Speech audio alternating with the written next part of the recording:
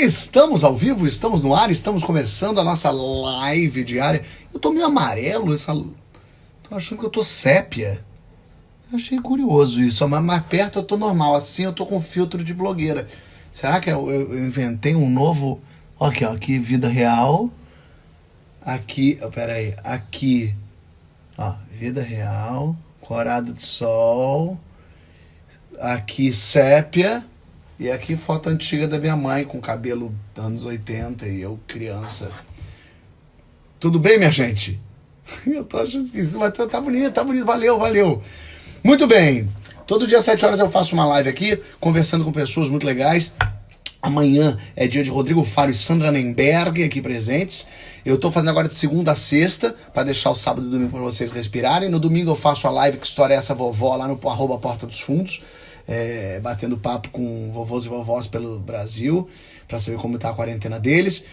Segunda-feira eu volto e aí a gente continua o ciclo. Segunda-feira é o Carlos Saldanha. O Paulo Vieira já presente aqui. Terça-feira nós temos Marina Silva na terça? Marina Silva.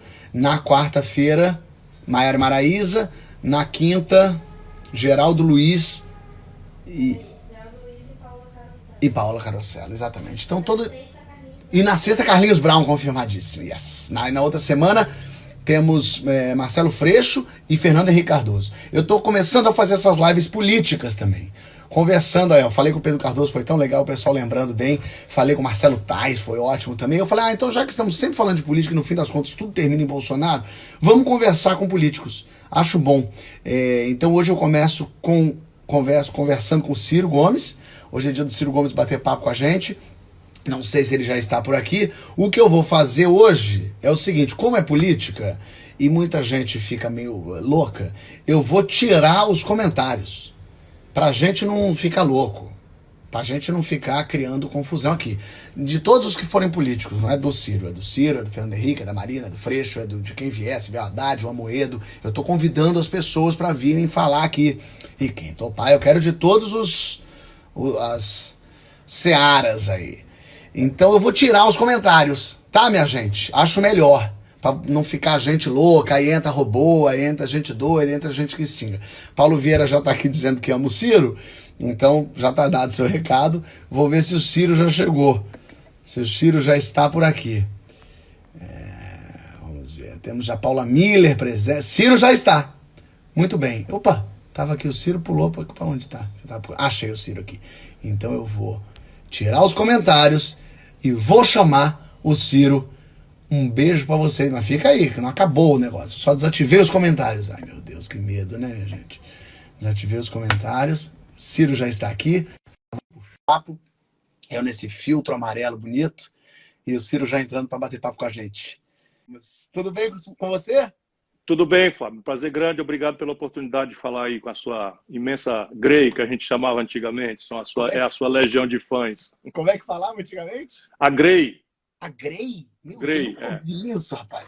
Não, isso é bem antigo. Você está confinado aonde, Ciro? Eu estou em Fortaleza, onde eu moro, e eu tive lá atrás, no princípio de março, os sintomas.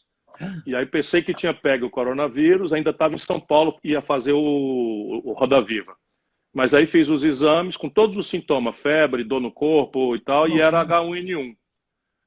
Mas era influenza, mas aí eu, para proteger as minhas circunstâncias, já entrei em quarentena antes de começar a quarentena. Então eu já estou com mais de 40 dias aqui. Caraca! E essa situação aí, preso, dá uma ansiedade, dá uma sensação de angústia, assim? Veja, algumas sim, porque eu sou muito ativo, né? Eu praticamente amanheço cada dia num lugar, faço palestras, participo de debates, atendo, enfim. Mas a internet hoje em dia nos permite substituir um pouco isso. Eu aproveitei e terminei um livro que faltava revisão, já mandei para a editora. Estou brigando na internet diariamente, enfim, estou assinando petições aos tribunais para ver se eu consigo interferir.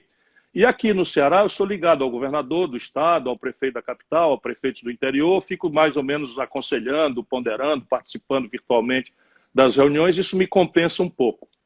Como está a situação aí em Fortaleza, aí no Ceará, de um modo geral? Terrível, você sabe, essa é uma doença que começa com os ricos E os ricos vão para a Itália, vão para a Espanha, vão para onde aconteceu por primeiro e chegam especialmente nas regiões de maior fluxo internacional. Então, São Paulo, Rio, Fortaleza eram cidades que tinham isso e o Brasil não tomou cuidados. Né? Nós não fizemos a certificação nos aeroportos, a medição, na verdade, os testes. E aí Fortaleza entrou primeiro. Então, nós aqui já estamos, vamos dizer, 15 a 20 dias na frente, na média do Brasil, por ter essa característica. Só para você ter uma ideia, 3.000 pessoas chegavam por semana dos Estados Unidos, onde nós estamos vendo as mortes já se aproximam de 60.000 pessoas, matando mais gente do que matou no Vietnã. E aí nós corremos, né? Deu tempo a gente ver um pouco o que aconteceu lá fora. Então hoje nós estamos mais ou menos, como a gente chama, da mão para a boca. A gente abre 10 leitos de UTI, fica 40 pessoas na fila, enfim, mas estamos com números já bastante angustiantes. E o pior de tudo é que no começo a população aderiu em massa ao isolamento social, que é a única saída.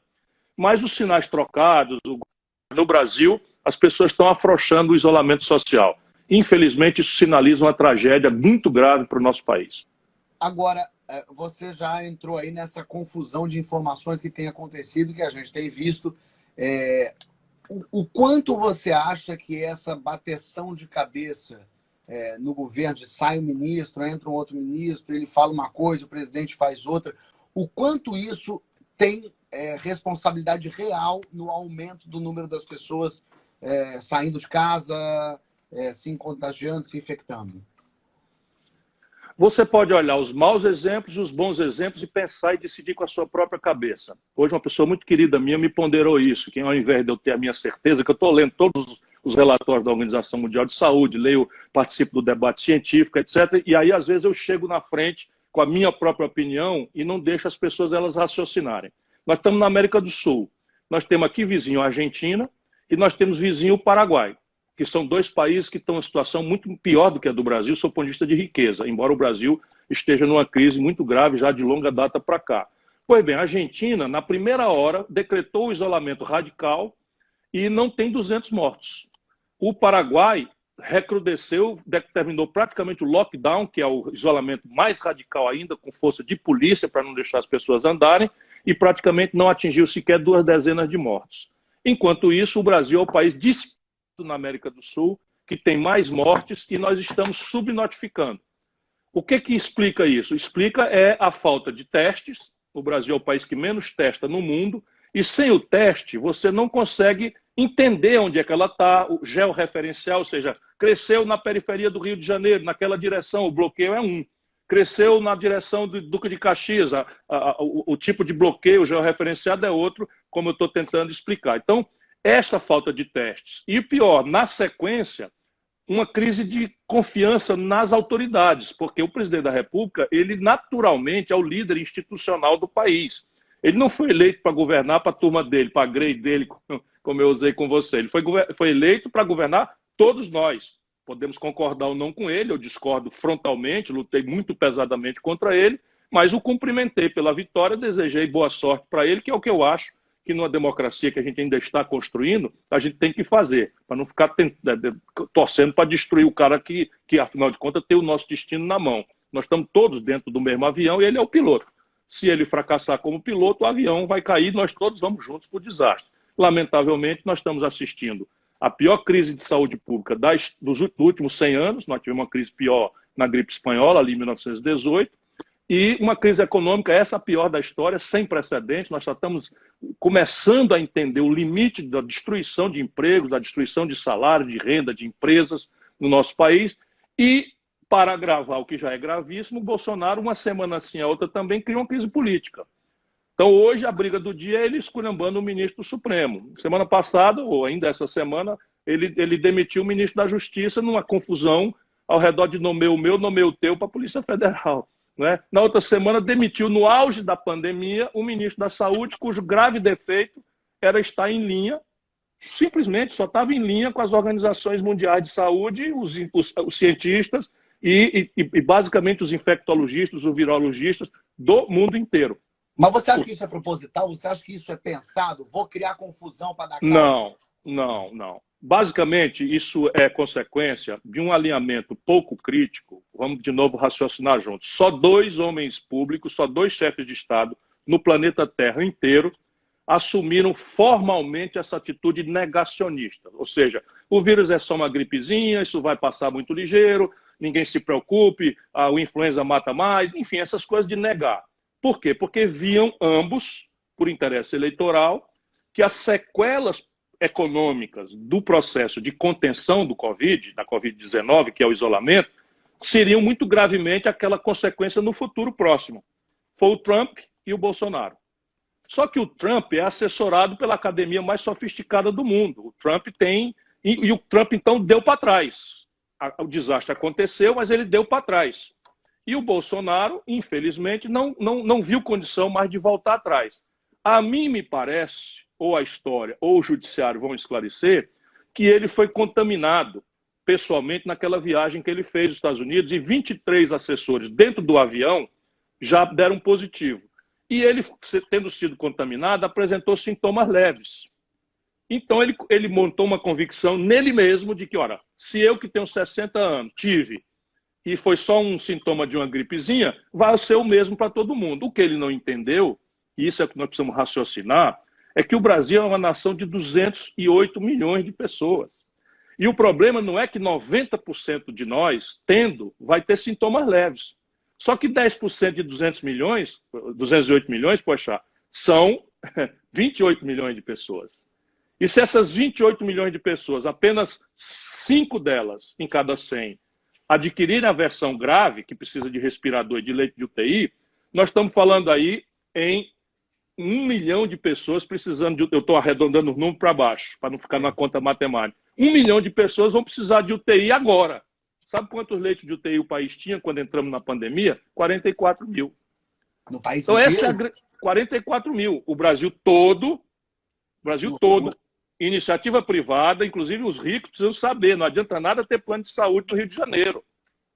Eu ontem conversei com o deputado Mário Erinja, que é o CEO de uma rede de hospitais privados de alta linhagem no Rio de Janeiro.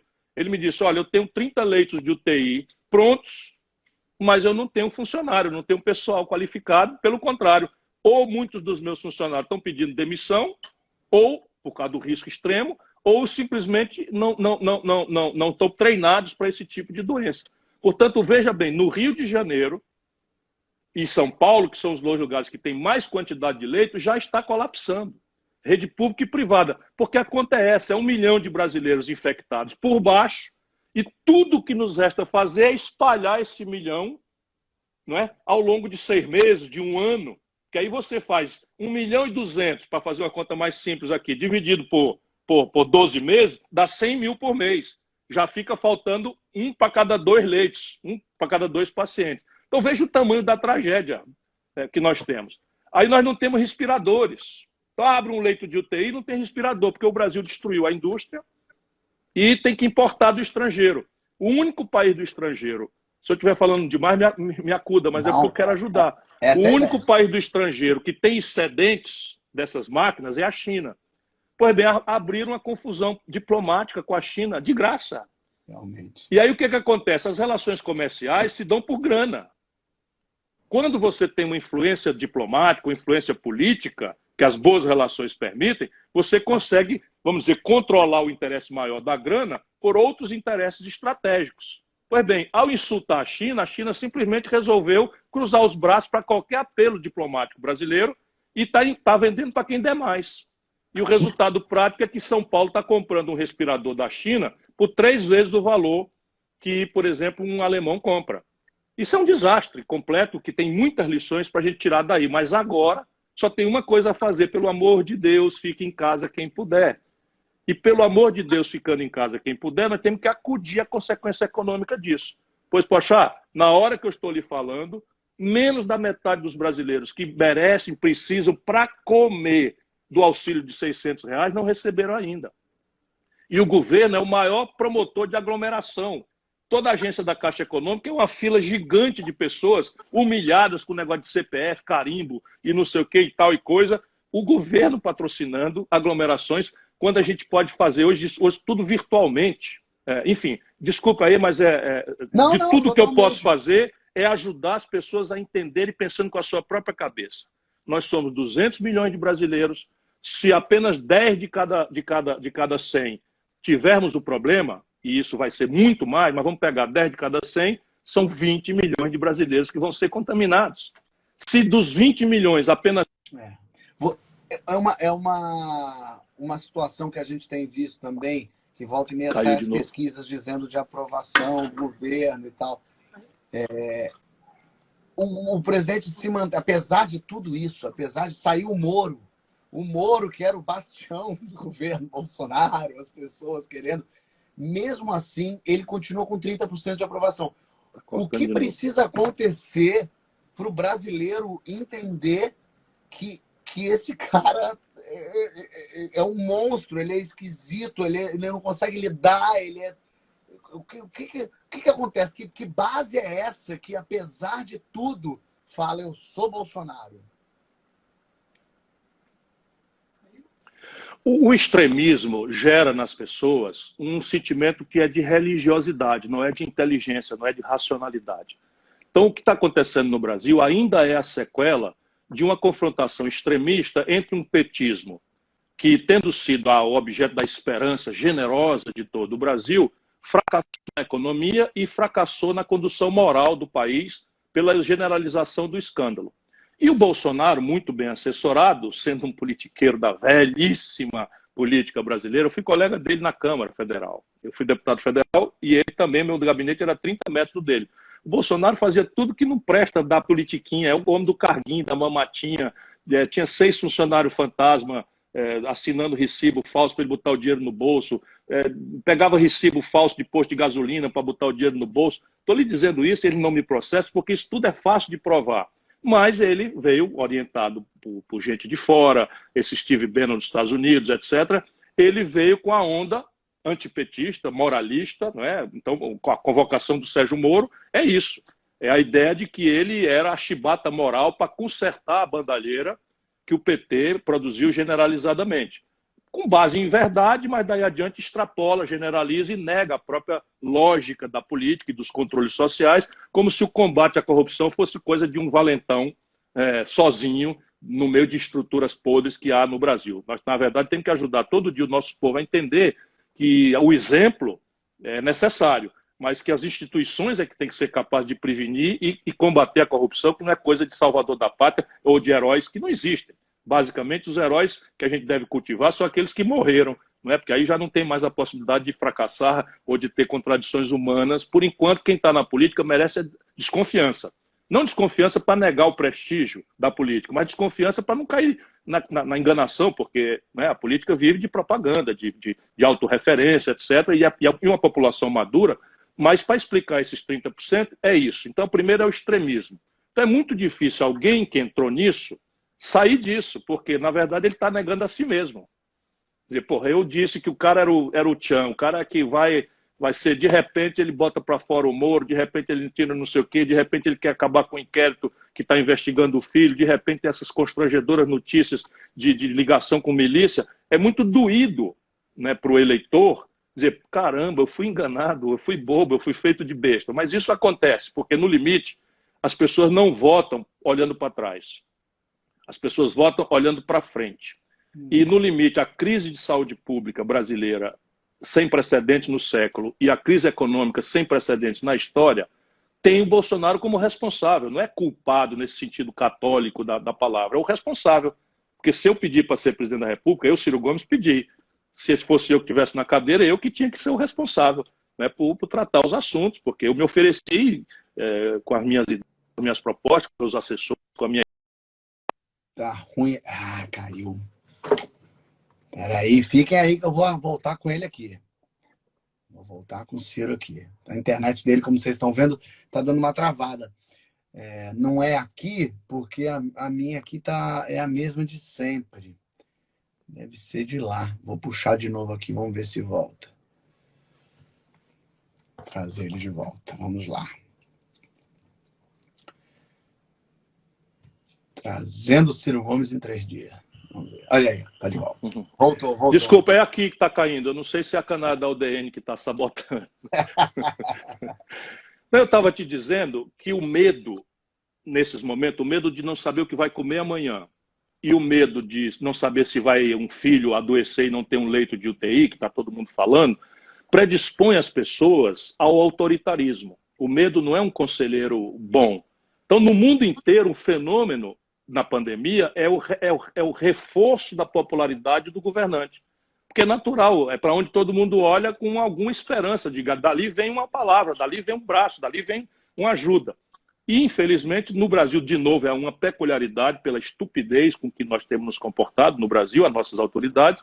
Aqui, o presidente está caindo a popularidade, está trocando o perfil da escolarização mais alta para a escolarização mais baixa, da renda média e alta para a renda mais baixa, que é basicamente isso que eu estou lhe falando. É o povo mais pobre, mais humilde, mais sofrido, mais angustiado, com medo, tem razão, precisando que o grande pai, né, da nação tome conta da gente, que é o que a gente está pedindo. Você faz total sentido. Você falou ali um pouquinho antes da desconfiança dos políticos. E você está na política há muito tempo, não só você, mas pessoas da sua família. Como tu está ouvindo aí? Não está cortando. Está cortando. Está ouvindo aqui? Vê se está cortando. Agora. Estou falando de desconfiança. Então bota aqui para eu ouvir daqui. Bota aí. Peraí. Vê se tá ouvindo agora. Faz alguma diferença, não? Bota aqui para eu ouvir.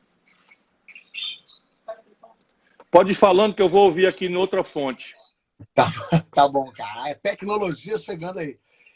Você falou logo mais cedo, logo antes agora, de desconfiança, de que as pessoas têm essa desconfiança e que deveriam desconfiar mesmo de políticos e tal. E você é político há muito tempo, sua família também é política há muito tempo, quer dizer, você tem um irmão político há muito tempo.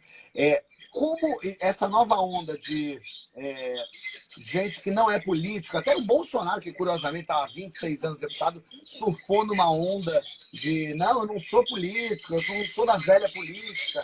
O próprio Dória foi eleito assim. Como ganhar confiança sendo político há tanto tempo e tendo tanta história com tantos governos, com o PT, com o Itamar, como fazer o público te ouvir sem de cara falar assim, isso aí é Ciro Gomes, isso aí é coronel do Nordeste, isso aí eu conheço, é a velha guarda política. Como trabalhar isso, Ciro?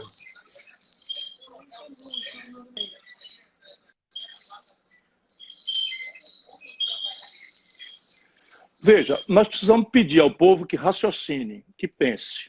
Então, eu tenho uma metáfora e uma reflexão. A metáfora é assim, eu chego num sinal de trânsito e vejo um malabarista, um garoto desses, jogando malabares e com fogo, e faz aquilo, eu fico absolutamente admirado e imagino, eu jamais serei capaz de fazer aquilo, porque aquilo é uma arte, é um talento, é uma habilidade que eu não tenho, não adquiri, não me treinei para aquilo. A minha admiração jamais vai me fazer, se o meu filho tiver uma crise de apendicite, eu pegar esse meu filho e levar para o malabarista extraordinário tratar dele. Então, o que é que eu quero dizer com essa metáfora? A política, Pochá, é a linguagem da democracia. E, evidentemente, como está falhando na economia, falhando nos serviços públicos, falhando globalmente pela avassaladora onda neoliberal, a política está muito desmoralizada. E nós só temos como sair disso, basicamente, com 3 coisas. Primeiro, ideia. Parar de acreditar e mentir para o povo de que existe salvador da pátria. Salvadores da pátria não existem. Segundo, militância. Não adianta nada ter uma ideia boa, concreta, experimentada, crível, que todo mundo possa partilhar e entender. E a luta ao redor dessa ideia. E terceiro, exemplo. Essa é a chave. Por que eu nunca perdi uma eleição na minha comunidade? Eu não tenho uma rádio, eu não tenho uma TV, eu vivo na contramão, não tenho empresa, só faço da luta política e acadêmica, minha vocação, sou advogado e professor, faço da luta política e abrir mão de mandatos, abrir mão de 3 pensões dessas imoralidades que as leis brasileiras fazem. Por quê? Porque acho que o exemplo é mais importante do que qualquer palavra.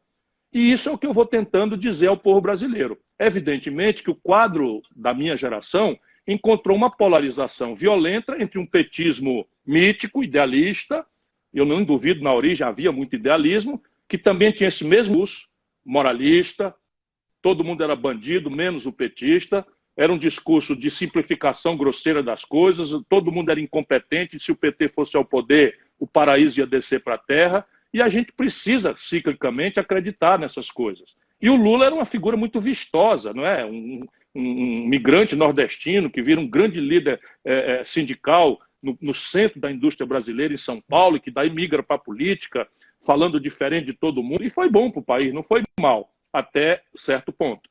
A partir daí, a corrupção se generalizou, o aparelhamento do Estado se generalizou, o país não fez uma reforma estrutural sequer. Por quê? Porque faltava a ideia.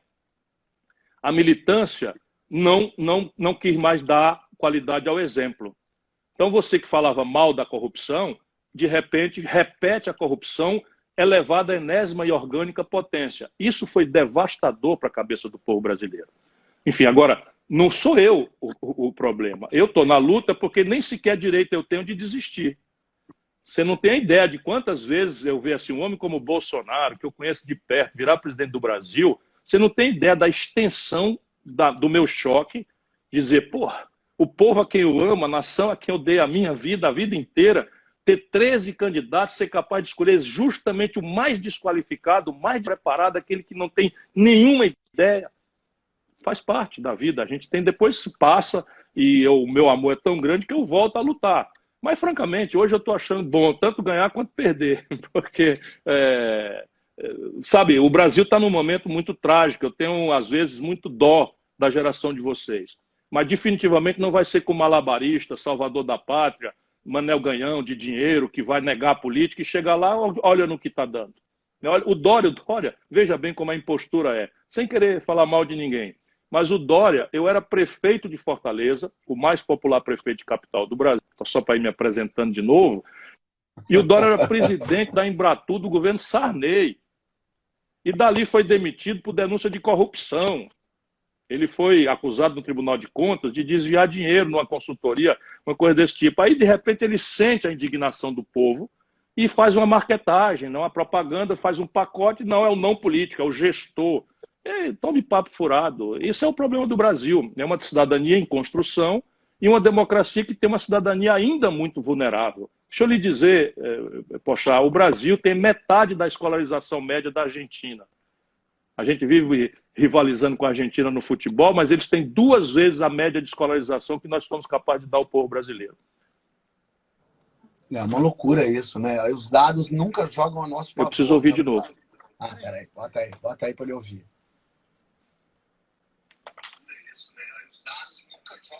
Eu preciso ouvir de novo. A ideia de um salvador da pátria vem também junto com a ideia de um antipetismo, como a gente estava falando.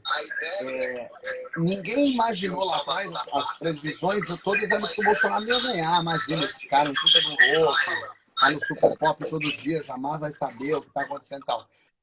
Em que momento você sacou que, eita, rapaz, esse cara vai levar, esse cara vai ganhar, e o quanto de antipetismo ainda vai existir em 2022?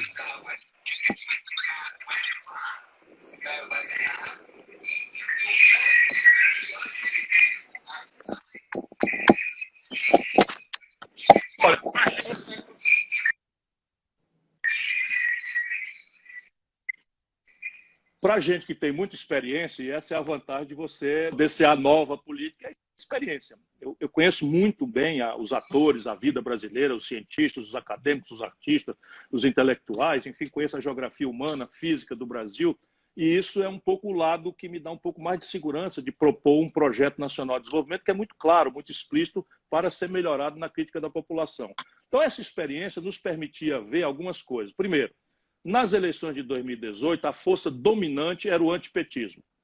Por essas razões. Primeiro, a debacle econômica. O PT tenta atrapalhar a burocracia do PT, porque tem muita gente boa no PT e a gente precisa sempre separar. No Brasil, nada pode ser generalizado. Então, essa burocracia que se corrompeu do PT, ela simplesmente produziu a maior crise econômica da história brasileira. Vai ter sucedido agora, mas o PIB, a riqueza brasileira, caiu 3,5% e 3,2% em 2 anos seguidos do governo da Dilma.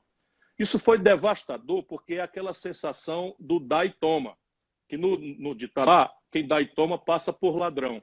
O PT aumentou o salário mínimo, melhorou o crédito, melhorou as políticas de distribuição de políticas sociais compensatórias, e isso fez com que mais de 40 milhões de brasileiros subissem de classe, saíram da classe D e E para a classe B e começaram a viajar de avião, a comprar eletroeletrônico, e comprar eletrodoméstico, a prestação, emprestações, etc, etc. Só que com a Dilma isso tudo caiu. Esses 40 milhões de brasileiros que cresceram na sociedade declinaram pesadamente e se sentiram enganados. É o mesmo filme que lá atrás desmoralizou o PSDB, que nunca mais ganhou uma eleição nacional. Saia da casca da grande mídia, que tem seus interesses, seus alinhamentos, suas simpatias, o que é absolutamente normal, e veja o que eu estou dizendo historicamente, desde a debacle do Fernando Henrique, com a reeleição, nunca mais o PSDB ganhou nenhuma eleição nacional, porque é o mesmo filme. O Fernando Henrique com o Real, que eu ajudei a fazer lá como ministro da Fazenda do Itamar, o Fernando Henrique surfou numa onda de popularidade, explodiu o consumo, mas isso não era sustentável porque não tinha produção. O resultado prático, ele se reelegeu e no dia seguinte o país quebrou explosivamente. E ao quebrar, veio aquela sensação de ter sido enganado do povo brasileiro. É o mesmo fenômeno. Em cima disso, do fenômeno do retrocesso econômico, você tem a novelização do escândalo. Você pode perfeitamente, nós devemos, por civilidade, por respeito às regras de convivência, discutir o formato do julgamento político do Lula. Eu mesmo nunca neguei de fazer uma opinião negativa sobre esse negócio de juiz ficar dando entrevista demais e dando conselho para promotor. Isso tudo não tem fundamento na lei. Isso tudo faz de nós uma espécie de selva. Porém, se tem um brasileiro que sabe que o Lula não é inocente, sou eu. Eu denunciei para o Lula que ele ia entregar Furnas para o Eduardo Cunha, que está preso, para o Eduardo Cunha roubar. Eu falei da minha boca para os ouvidos do Lula sem intermediário.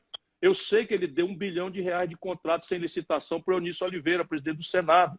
Eu sei que ele se acertou com o Michel Temer, que todo mundo sabia que vinha roubando há 30 anos no Porto de Santos. Para não ser chato, esse escândalo de corrupção em cima da crise econômica criou essa força antipetista que ainda é a força dominante no Brasil. A força antipetista é a única coisa que coesiona a maioria do Brasil.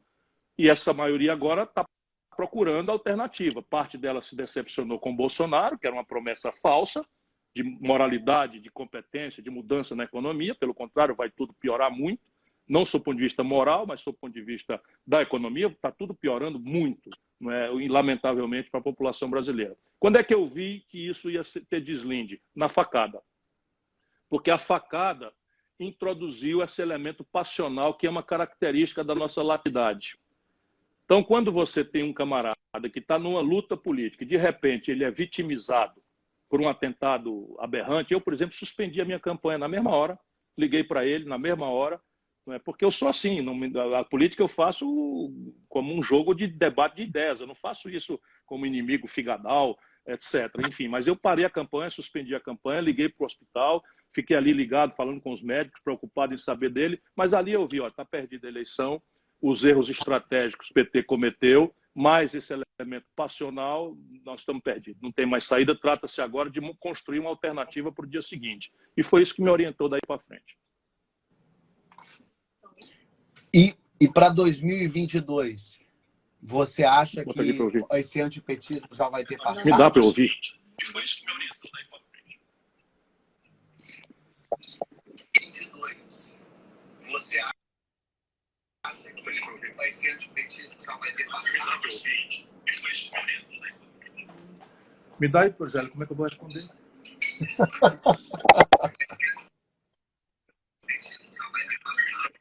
Estamos encontrando aqui. Vindo aqui, eu me dou mal com essas tecnologias. Então, deixa eu te dizer, o antipetismo, por essa memória, é só você comparar com a questão do PSDB. O PSDB, desde 2006, nunca mais, que é o fim do governo Fernando Henrique, nunca mais ganhou uma eleição nacional. Porque a memória da debacle econômica, ela tem um testemunho generalizado que é praticamente blindado contra a propaganda. Não adianta nada você fazer propaganda que o mundo é bom, que o mundo é cor-de-rosa, se o cara tinha uma pequena empresa na periferia, né, do Rio de Janeiro ou de Fortaleza e quebrou. Não adianta nada se ele está com 63 milhões e 700 mil brasileiros que estão com o nome sujo no SPC, poxa.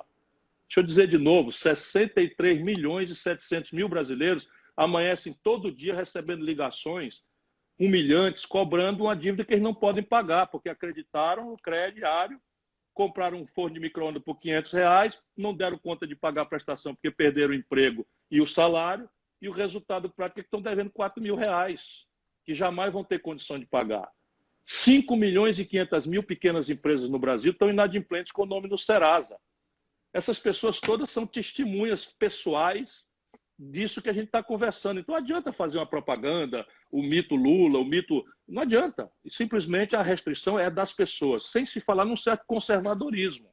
Um certo conservadorismo, né, que é muito forte em algumas regiões do Brasil. Por exemplo, o Sul e o Centro-Oeste. São muito conservadores, parte disso é virtude. Né? São pessoas que eram pobres na geração anterior e que cresceram pelo trabalho, pela austeridade, pela parcimônia, pelo sacrifício, e que agora vê comunismo embaixo da rede, embaixo, atrás da porta, em qualquer coisa que cheire a você falar em distribuição de renda no país mais perversamente desigual do mundo. E essa é uma coisa complicada, que exige muita habilidade, muito diálogo, muita capacidade de entender o outro, que é o que eu estou tentando fazer no Brasil. Você pega aí o foninho para mim. Desigual do mundo. Essa é uma coisa complicada, que exige muita habilidade, muito diálogo. Tem um delay, tá engraçado. Você falou de debate de ideias, que você entrou como político, querendo fazer debate de ideias, mas a única coisa que a gente não vê na política é debate de ideias. Ninguém debate ideia nenhuma. É só tomar lá da cá, é só libera dinheiro pro Centrão, é só o STF decide coisa, e você tem que agradar o presidente da Câmara, o presidente do Senado. Não existe debate de ideia, existe o me ajuda a te ajudar. Tudo bem que política tem lobby, mas no Brasil parece que esse lobby é sujar a mão.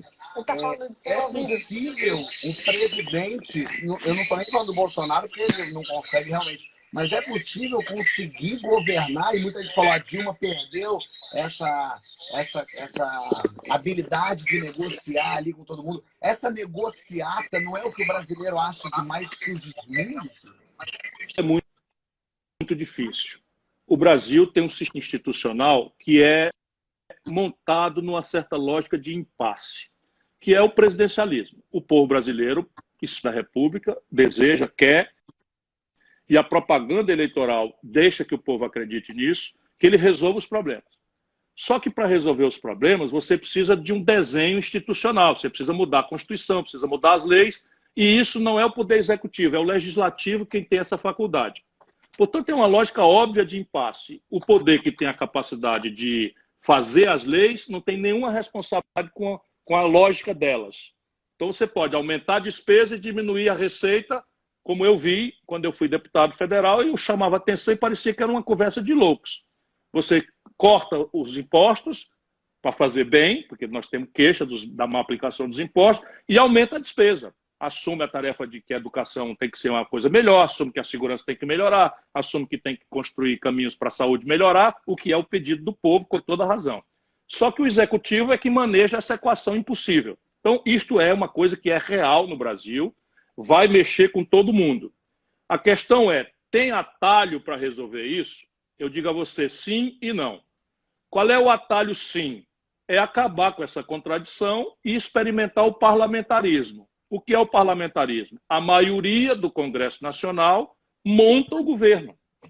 Se essa maioria do Congresso fizer uma bobagem que o governo não dê conta de praticar, você não tem um trauma, você dissolve o governo e convoca eleições antecipadas. Ou monta um novo gabinete ou convoca eleições antecipadas para renovar o Congresso Nacional. Não precisa esperar 4 anos ou fazer o trauma de um impeachment. O Brasil não quis isso, porque o parlamentarismo foi manipulado no Brasil como um mecanismo de entregar o país a estes políticos que estão aí. Ora, esses políticos que estão aí, doidamente, todos eles, sem exceção de nenhum, foram eleitos por nós. Portanto, é uma complicação, né, de uma democracia em construção. Nós precisamos apostar no povo, porque é muito melhor errar com o conjunto da nação do que errar com ditadores que preferem impor sua vontade à custa de morte, de tortura, e que não entregaram. A ditadura acabou, vocês jovens não são obrigados a saber disso, o Brasil estava numa crise econômica monstruosa. A dívida externa brasileira tinha levado o Brasil à moratória. Nós tombamos. A concentração de renda era a pior do mundo. Portanto, não existe ilusão nenhuma de que um grupo de pessoas, ou empresário, ou militar, ou, sei lá, pastor, ou padre, ou seja quem for, pode substituir o povo na tarefa de, como cidadão, né, olhando criticamente, mas sabendo separar o joio do trigo, aquilo que é a saída do Brasil. Essa é a saída, vamos dizer, que o Brasil não quis, o parlamentarismo. Se não for assim, nós temos que entrar numa dinâmica de negociação. E aí o grande problema não é negociar.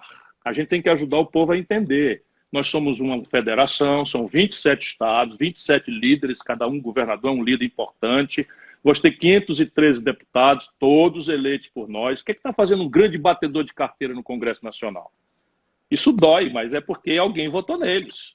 E a gente precisa ajudar essas pessoas a entender, não é, que quando começa a falar de outras coisas, desviar a própria religiosidade do povo para a política, desviar o poder econômico, fazer um favorzinho, chegar agora na véspera da eleição e depois ir descomprometido em Brasília, tudo contra o povo, mas isso é um processo pedagógico, de construção. A velha França tem séculos de esforço, os Estados Unidos têm séculos de esforço, o mais longo período de normalidade democrática. Voltemos. Desculpa aí. Imagina. Então, eu estava te dizendo que o outro caminho é negociar. Agora tem que exigir que a negociação seja, primeiro, para quê? Está negociando o quê? E essa é a grande questão.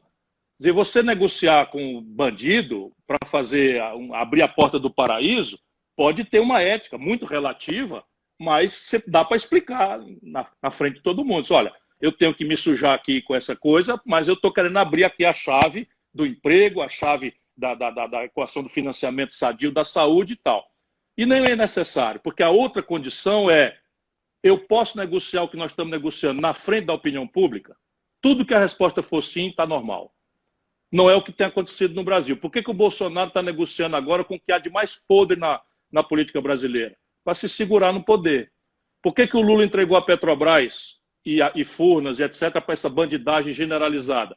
Para se segurar no poder. Tempo de televisão, se reeleger, sufocar a oposição. Esse é o drama. Mas daí você fala como, num sentido de assim, coitado deles que tiveram que entregar Furnas. Não estou falando coitado, não. Eu, por exemplo, me afastei. Eu fui ministro do primeiro governo do Lula, quando ele não aceitou fazer isso. E essa é a minha experiência. Eu participava do bastidor. Eu estava no bastidor. Então havia ali o Zé Disseu, dizia: nós precisamos acertar com o PMDB do Michel Temer, senão nós vamos cair. Eu dizia: se acertar com o PMDB do Michel Temer, nós vamos perder o povo e aí é que nós vamos cair. Depois o Lula segurou e depois resolveu ceder e se acertou com eles. Eu saí. O resolveu ceder, você acha que é o gosto pelo poder tomar conta? Sem dúvida, sem dúvida. Não é o gosto pelo poder, assim, no sentido superficial. Aquilo é terrível. As pessoas precisam entender que aquilo é terrível. Então você está ali e fica esses bandidos ameaçando com CPI. Então a CPI é o quê? É uma suspeição moral que encontra um povo já justamente desconfiado de todos e de tudo por essas generalizações despolitizantes. O moralismo de Goela é a coisa mais parecida com o banditismo que existe. Então, cara, para desarmar uma CPI, se acerta com os bandidos. E os bandidos sabem disso. Olha, tinha CPI no Congresso Nacional, poxa, tinha CPI em que eu me lembro de um caso, eu vou contar isso pela primeira vez, que um CEO de uma grande multinacional, não vou dizer logo, a Coca-Cola, foi chamada por um deputado para explicar a fórmula da Coca-Cola com a suspeita que tinha cocaína. E o cara, um americano, apavorado, porque lá no Congresso americano é uma coisa gravíssima ser chamado no Congresso, me procurou. Eu disse para ele: quem foi o deputado? Foi fulano e tal. Eu fui lá, disse: ó, para com essa picaretagem aí que eu vou denunciar. O cara tirou o requerimento. Olha só. É porque é isso, no fim das contas... Isso, é o moralismo a serviço da maior bandidagem do país. Mas a gente tá refém disso, a gente está vendo isso acontecer agora, o Bolsonaro fazendo isso, e aí eu emendo na pergunta que é: ele chega ao fim do mandato? Duvido. Duvido, e em meu socorro, 2 argumentos. A história: só 3 presidentes na história moderna brasileira terminaram o mandato. Foi eleitos, né? Juscelino Kubitschek, Fernando Henrique e Lula. Os 3 sofreram todo tipo de assédio, de ameaça de golpe, ameaça de vida aconteceu com Juscelino. Mas conseguiram sobreviver. Os outros todos caíram. Ou foi o suicídio do Getúlio, ou foi a renúncia de Jânio Quadros, ou foi o impedimento do Collor, ou foi, enfim, o impedimento da Dilma. Porque essa, infelizmente, é a regra no Brasil, porque é uma democracia muito frágil, uma democracia sem cidadania ativa. Essa é a nossa grande contradição. E só ativar a cidadania, apostar nela, acertar e errar, é que vai nos salvar dessa tragédia. Fala um pouco mais dessa cidadania ativa aí. O que você quer dizer exatamente com a cidadania ativa? Democracia não é um regime de concessão, que alguém vai fazer as coisas como um anjo vingador, fazer elas tudo entrar em ordem e dar para você o prato feito. Isso não existe.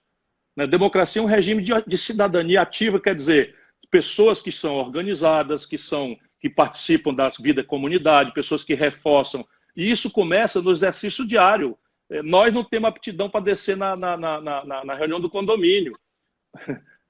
Tudo bem, isso não é tão grave, não é tão relevante, mas é um exercício pouco habilidade. Nós não reforçamos os sindicatos. O Brasil está desmontando uma rede de proteção social que tem mais de um século e voltando à informalidade selvagem no mercado de trabalho, ninguém viu quebrar uma vitrine. Não é o que eu recomendo. Mas os sindicatos brasileiros não têm mais nenhuma força de entrar numa fábrica. O Grêmio Estudantil, hoje, na minha época, a gente tinha a sensação de que era capaz de mudar o mundo. As assembleias eram as coisas maravilhosas, a gente estava ali discutindo tudo.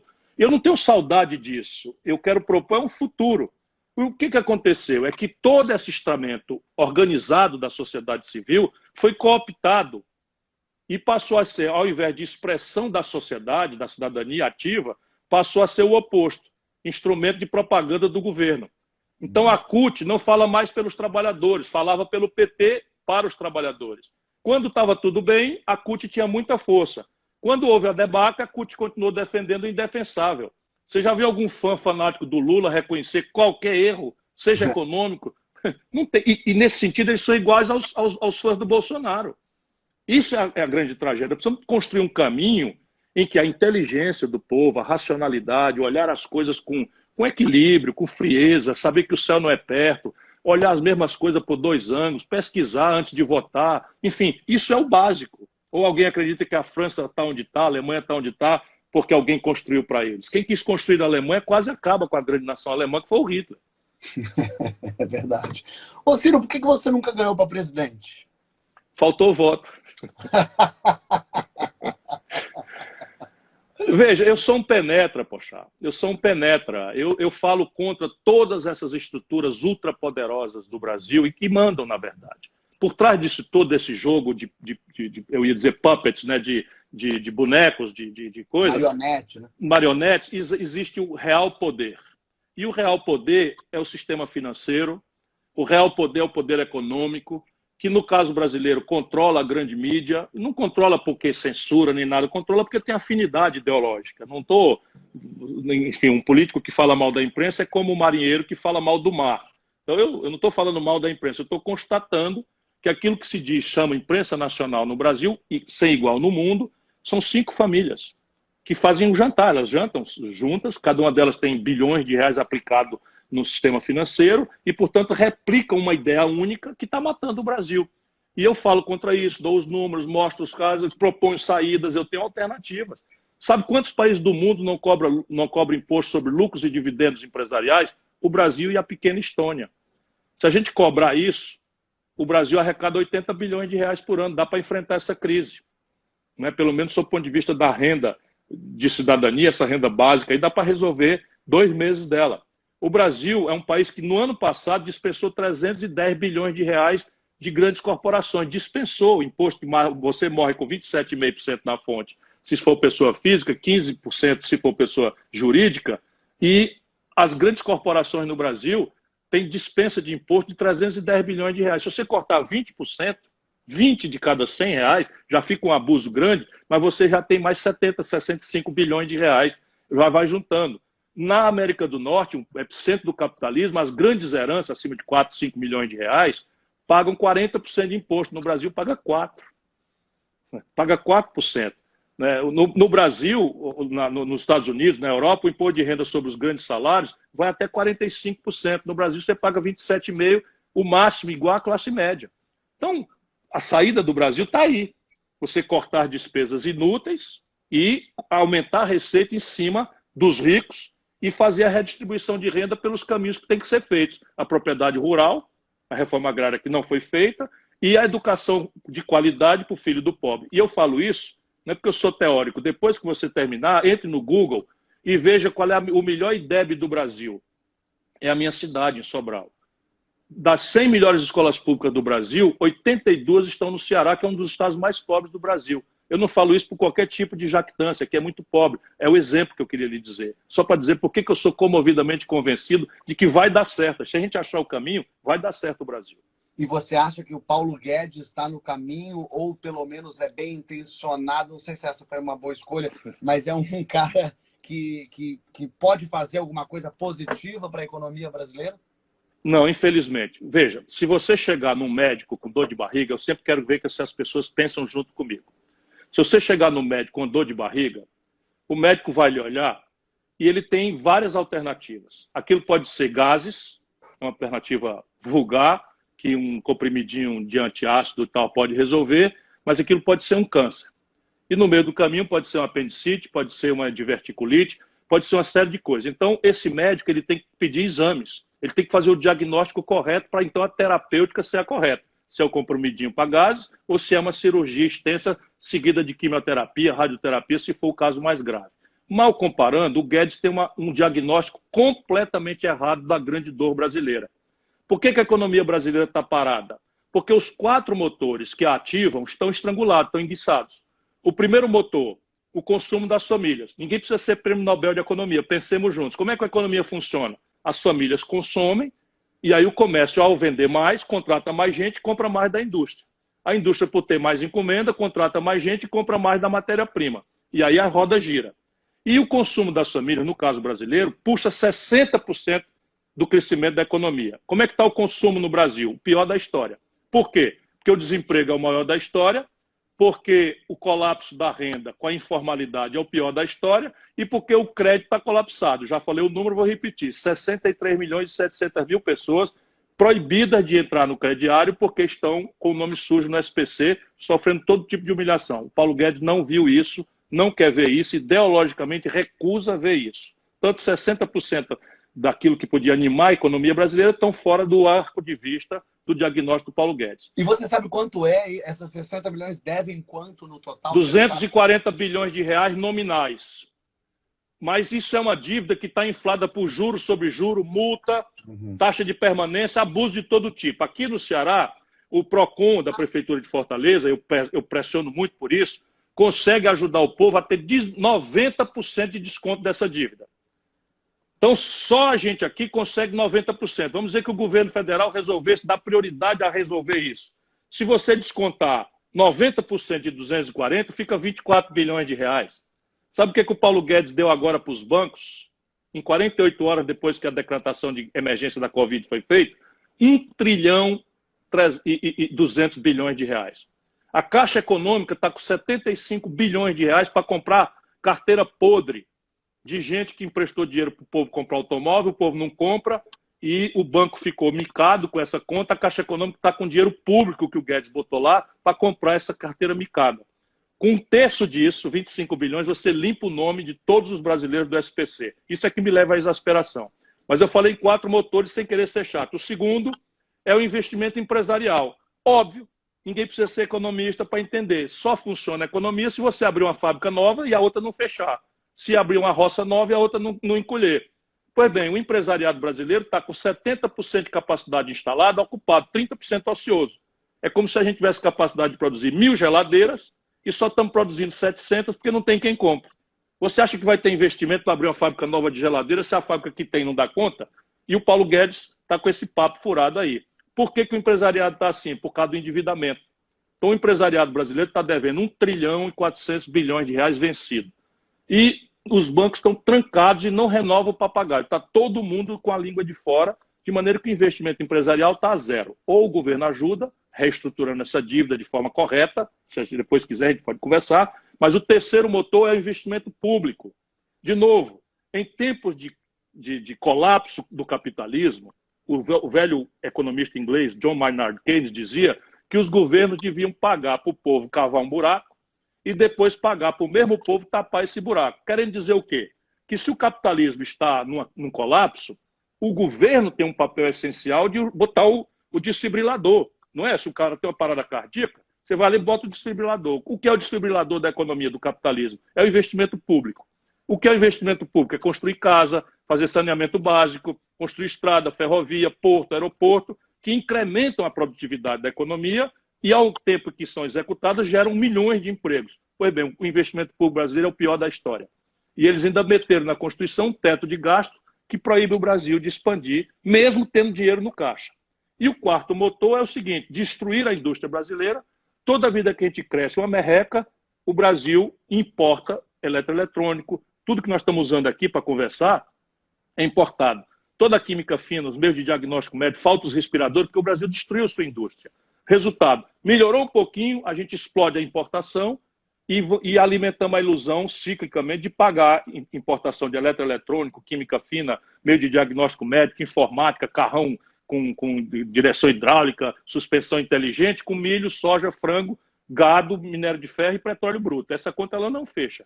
Então, ou o Brasil se reindustrializa para equilibrar a conta externa, ou o Brasil vai ficar como está. Desde o ano 80 para cá, a gente cresce 2 milhões de garotos por ano, hoje, precisando entrar no mercado de trabalho, e o país cresce a 2%, ou seja, nós estamos enxugando gelo. Você falou do que o Bolsonaro não chega ao fim, significando que o Mourão assume. Isso é melhor ou pior para o Brasil? Vale morrer? É a democracia. Quer dizer, nós precisamos apostar no povo. Nenhum atalho funciona e na democracia é assim. O vice saindo por renúncia, por impedimento ou qualquer outra coisa, o vice assume. Mas eu duvido que alguém possa ser pior do que o Bolsonaro, especialmente entendendo por que o Bolsonaro terá saído, por qualquer condição que ele saia. Eu espero que não seja o suicídio, nem nenhum tipo de violência, porque eu abomino a violência, eu quero fazer política na agressividade meramente verbal. Não acho que a violência leve para canto nenhum, a não ser o argumento duro, forte, que é um pouco a minha característica, porque acho que chamar a pilantra de Vossa Excelência, para mim, não dá mais aos meus 62 anos de idade. Mas repare, se ele assumir, é porque ele terá visto o que aconteceu. E ele vai ver que precisa restaurar as conexões com a sociedade brasileira, como ela é. A sociedade brasileira, idealmente, podia ser muito melhor do que é, mas nós não somos melhor do que ninguém. Nós precisamos, o Congresso que está aí é o Congresso que o nosso povo elegeu. E o Mourão tem que aprender isso. Aliás, o Bolsonaro devia aprender isso agora. Não é? O povo brasileiro sempre ajudou. Quando foi chamado, o povo brasileiro sempre ajudou. Que o Bolsonaro vá para a televisão e diga: olha, eu quero fazer tal coisa a bem do povo brasileiro e o Congresso não está deixando eu fazer. Não tem essa coisa, poxa. Não tem essa coisa. Esse é o problema. Aquilo que eu estava dizendo. Se é só negociata para se manter no poder, para passar a mão na cabeça dos filhos, para inibir investigação, o povo sabe que isso não pode dar certo. Agora, se ele quer fazer uma coisa boa, bota uma coisa boa na mesa. Diz aqui, eu tenho aqui uma proposta, eu vou cobrar imposto dos ricos e vou melhorar a saúde. O Congresso não está querendo deixar fazer. Me ajudem aí, escrevam para o seu congressista. Isso é assim na democracia do mundo inteiro. Por que ele não faz isso? Porque não tem essa proposta. Que desespero que dá. Ciro, eu quero, para a gente terminar aqui nosso papo, também não quero tomar seu tempo, já te agradecer muito por estar aqui falando comigo. No final do meu programa, no Que História é Essa, Porchat, eu faço umas perguntas para as pessoas. Você já respondeu tanta pergunta barra pesada aqui, que essa você vai tirar de letra. E eu quero saber, eu quero ver se você topa responder essas perguntas. São perguntas para a gente entender um pouco de você, da sua história. Eu queria saber qual é a primeira lembrança que você tem da sua vida, quando você era bem pequeno. A primeira lembrança é sentado com meu pai numa pequeníssima casa em Adamantina, no interior de São Paulo. Eu nasci em Pindamonhangaba e passei os meus primeiros anos de infância em Adamantina. O meu pai descascando uma cana e me falando das maravilhas do Ceará. Essa eu devia ter ao redor de 3 anos de idade. Não, te juro que é isso. Te juro que é isso. Qual foi a maior loucura que você fez na sua adolescência? A maior loucura na minha adolescência... Meu pai era prefeito em Sobral e um empresário resolveu subornar a maioria da Câmara de Vereadores. E eu tenho uma história mesmo, você me forçou a lembrar disso. E eu malucamente peguei um carro e ele levou esses vereadores todos, a maioria, para confinar num sítio ali fora da cidade. E eu loucamente, sozinho, nunca usei arma na vida, desci lá. Aí um cara apontou um rifle na minha cabeça e disse: olha, garoto, volta daqui que você não tem nada que fazer daqui não.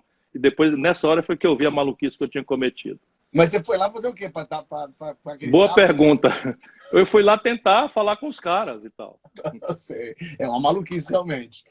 Você... Das grandes, Qual foi seu primeiro crush famoso? Crush famoso é aquela paixãozinha que a gente tem de alguma famosa quando você era pequeno, quando você era criança ou adolescente. Ih, rapaz. Pode ser americano, pode ser italiano, pode ser... Seria mais conveniente que fosse americano. Será que eu ainda já posso falar isso? Porque esse pessoal tá todo vivo aí, forte, sadio.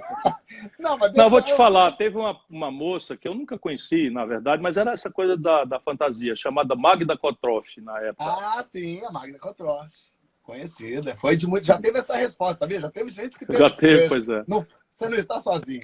Qual foi... Que evento histórico... Fiquei vermelho aqui. Ruborizou. Que evento histórico você gostaria de ter presenciado? Qualquer um no mundo inteiro. Da história. A posse do Juscelino Kubitschek.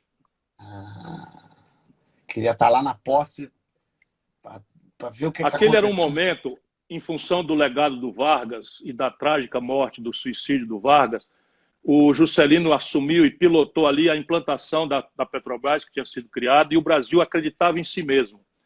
É impressionante, ninguém sabe se é causa ou efeito. O Brasil, nessa época, foi bicampeão de futebol, 58, 62, criou a Bossa Nova, que é um ritmo respeitado e querido no mundo inteiro, criou o cinema novo, que saiu ganhando prêmios como uma estética nova, rebelde do cinema. É uma coisa absolutamente impressionante como o Brasil dava certo por qualquer lado que você considerasse. Eu sonho muito em ver isso de novo acontecer no Brasil. Muito bem. E se você pudesse ser uma pessoa hoje que exista, por um dia, que pessoa você gostaria de ser? Angela Merkel. Bom, interessante, boa. Como você quer que o mundo acabe? Veja bem, não é como você acha que vai acabar, vai ser como você gostaria. Vai acabar o mundo, não tem o que fazer. Você quer que ele acabe como? Todo mundo abraçado, se beijando. Eita, beleza. Gostei desse fim de mundo aí, quero estar nele. E o que você, para terminar, o que você gostaria que tivesse escrito na sua lápide? Aqui jaz um lutador. Aqui jaz um lutador. Ciro, obrigado pela participação. Obrigado a você, Pochá. Muito obrigado. Desculpa pelos problemas técnicos. Imagina, é sempre bom te ouvir. Sempre bom. Duas horas sempre. Acompanhou aqui muito. Ó, estamos com 21 mil pessoas acompanhando a gente desde o começo, então é porque... Não deixe de acreditar no Brasil. Tá? Esse é só um mau momento. Nós vamos virar. Vamos virar. Obrigado, Ciro. Grande abraço. Um abração. Obrigado. Até mais. Ciro Gomes. Muito bom. Vou botar os comentários de volta aqui para falar um pouquinho com vocês. O que vocês acharam, hein? O que vocês sentiram? O que rolou? Ciro fala bem, né? É um cara que tem boas ideias. Eu gosto de ouvir, de abrir. A gente começou conversando com o Ciro, porque eu já tinha me encontrado com o Ciro uma vez, e ele é um cara muito bacana e muito acessível. Como pessoa, assim, me encontrei. E depois, a semana que vem, tem Marina Silva, que é uma pessoa que eu também admiro profundamente, então que vai ser um papo muito interessante também. Vamos ter Marcelo Freixo, vamos ter Fernando Henrique Cardoso, eu estou tentando o Haddad, o Amoedo, quero abrir, depois o Alckmin também, já falei, ele já está aí na mira. Me falem aí, quero ouvir vocês um pouco, quero sentir o que vocês sentiram falta do quê, o que vocês querem também, agora que vocês já entenderam, e eu também estou entendendo aqui como funciona, quero muito entender o que vocês sentiram falta. O problema do Ciro é que ele acredita mais nos brasileiros do que nós mesmos. A gente não pode perder. Não pode perder isso. Esqueci de perguntar um negócio para você. Você vê como são as coisas? Lembrei agora. Paulo Vieira Escrota, que mandou Marina golpista. Queria perguntar para o Ciro também sobre a segundo turno da última eleição. Esqueci. Mas, enfim, o Ciro também a gente bate outro papo depois. Paulo, quer falar, Paulo? Quer vir conversar? Deixa eu ver o Paulo, hein? Deixa eu ver se ele traz alguma informação pra gente boa. Paulo, e aí? Que coisa ótima, hein? Ciro fala bem, né? Não, meu presidente, né, Fábio? Então... Não, seu presidente é o Jair Bolsonaro, Paulo.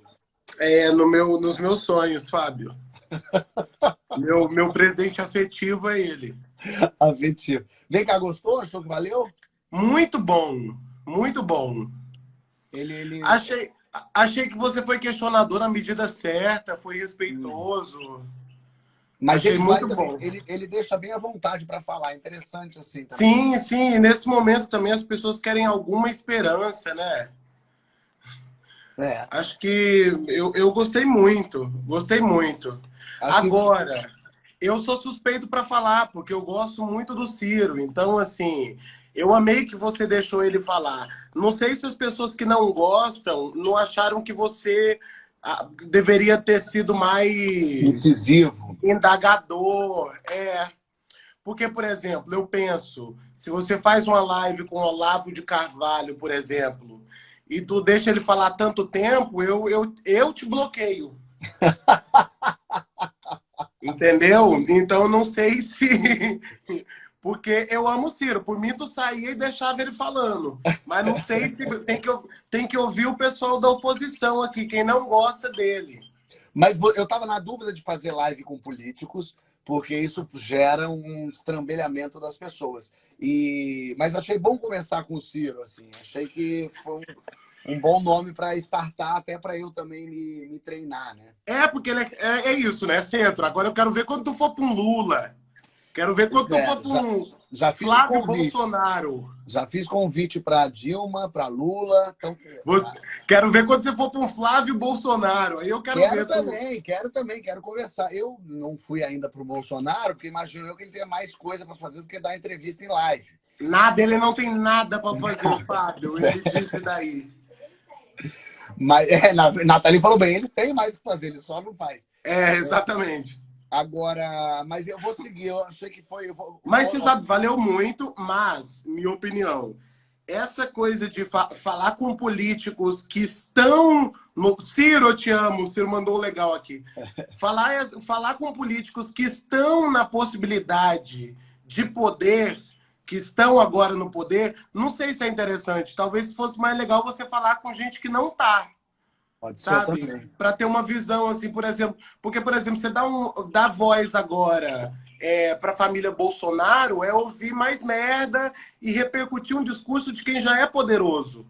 Entendeu? Não sei se seria uma boa. Talvez a Marina seja mais interessante, sabe? Ou até mesmo alguém, o do novo lá, o Amoedo. O Amoedo eu fiz o convite, mas eu não tenho contato, então eu fiz o convite pela rede social. Vou ver se eu consigo chegar por ele. O povo que votou no Amoedo aí, porque o Amoedo já ganhou, né? Semana passada ele ganhou no primeiro turno. Os eleitores do Amoedo, que são tantos, avisem ele que vai puxar quem entrevistar ele aqui. Não, mas eu vou tentar fazer isso. E ir por esse lado. Muita gente fala assim, mas só vai falar gente de esquerda. Pro Fernando Henrique, supostamente não é de esquerda, né? Sei lá. Pô. E é muito bom, Fábio, porque você ajuda a lembrar as pessoas da política, né? Porque eu acho que Você já estava falando com uma amiga minha, e ela falando sobre como todo esse descrédito, essa coisa do Bolsonaro, sobre como isso faz as pessoas desacreditarem da política. Ela, inclusive, acha que isso é um plano de descredibilização da política. Eu tenho uma opinião particular, que é de como o Bolsonaro, o tempo todo, tenta descredibilizar o cargo dele. Você nota que nada que ele faz é oficial, nada é bonito, nada é produzido, nada tem pompa, nada é presidencial. Tudo é malemar, tudo é uma live, tudo é... Parece que ele está o tempo todo tentando descredibilizar o próprio cargo dele para ele mesmo, sabe? Fala ali na saída do palácio, fala de qualquer maneira. Nunca tem uma bandeira do Brasil atrás, uma pompa, uma pessoa apresentando. Sabe? Parece que ele o tempo todo nega para ele, para os seus eleitores e para o Brasil que o cargo dele tem a importância que tem. Bom, enfim, mas eu acho que essa live sua é importante por isso. Para lembrar as pessoas da importância da política e ajuda na antemão desse processo de descredibilização, sabe? Acho que tem caminho aí sim. Suplicy é bom, uma boa. Só não vem com Coppola, tem dó. Caio Coppola, fala com gente raiz, inteligente mesmo. Não vem com o jovem, não vem com o jovem, Fábio. Não entrevista jovem. Pode deixar, Paulo Tá. Vieira. Amanhã tem Sandra Nemberg e Rodrigo Faro aqui. Não perderei, Fábio. Não perderei. Um Beijo, beijo, gente. Tchau. Valeu. Muito bem, então já sabe, amanhã às 7 horas estou aqui, domingo 3 da tarde, que história é essa, vovó, lá no @Porta dos Fundos, e aí semana que vem, de segunda a sexta-feira, tem live às 7 horas, continua assistindo lá todos os vídeos do Porta dos Fundos, sempre de segundas, quintas e sábados tem vídeo novo, agora a gente está lançando um monte de coisa ao longo da vida, que história é essa, Porchat, Homens no Comedy Central e na Amazon Prime Video, muita coisa boa acontecendo, um beijo para todo mundo, obrigado Ciro Gomes, foi sensacional um papo. Vamos para a próxima. Marina, vem semana que vem para a gente bater papo. Beijo!